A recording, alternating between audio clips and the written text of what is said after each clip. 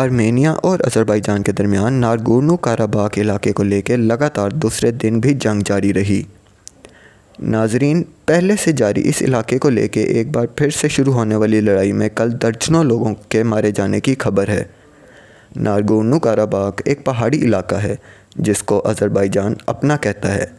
حالانکہ 1994 میں ختم ہوئی لڑائی کے بعد سے اس علاقے پر آرمینیا کا قبضہ ہے۔ 1980 کے اینڈ سے لے کے 1990 تک 30,000 لوگوں کے مارے جانے کی اطلاع ہے اور 10 لاکھ سے زیادہ لوگ زخمی ہوئے ہیں۔ بدھ کی رات کو ناگورنو قرباخ کے رہائشیوں نے کہا کہ ان کے 26 اور لوگ مارے گئے ہیں، جس کے بعد مرنے والوں کی تعداد 80 تک جا پہنچی ہے۔ اس جنگ کو دیکھتے ہوئے اب کہا جا رہا ہے کہ اس میں ترکی اور رشیا بھی کود سکتے ہیں۔ اس علاقے سے گیس اور کچے تیل کی پائپ لائن گزرتی ہیں۔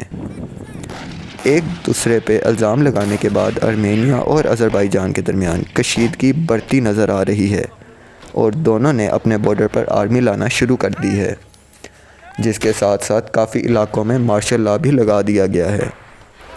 اس سے پہلے سال 2016 میں بھی ادھر شدید لڑائی ہوئی تھی جس میں 200 لوگوں کی موت ہوئی تھی۔ اس علاقے کو لے کے دونوں ملک 1980 اور 1990 کے شروع میں جنگ لڑ چکے ہیں، لیکن یہ کبھی کسی ایک بات پر متفق نہیں ہو سکے۔ اس علاقے کی پہاڑیاں بے حد اہم مانی جاتی ہیں۔ صدیوں سے اس علاقے کی مسلمان اور عیسائی طاقتیں اس علاقے پر اپنی نظر جمائی بیٹھی ہیں۔ اس کشیدگی کو دیکھتے ہوئے لاکھوں لوگوں کو یہاں سے علاقہ چھوڑنا پڑا۔ سال 1994 میں روس کی مدد سے ناگورنو قرباخ پر آرمینیا فوج کا قبضہ ہو گیا۔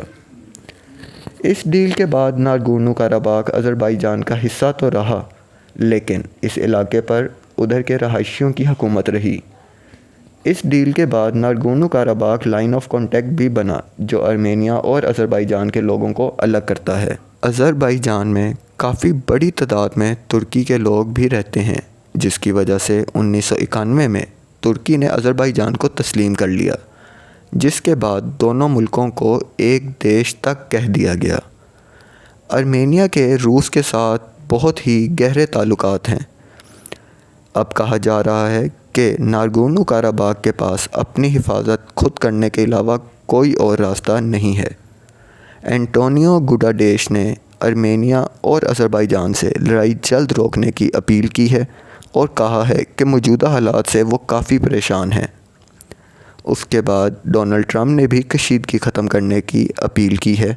اسی کے ساتھ ساتھ فرانس نے بھی دونوں ملکوں سے مذاکرات کے ذریعے تمام مسائل کا حل نکالنے کی اپیل کی ہے۔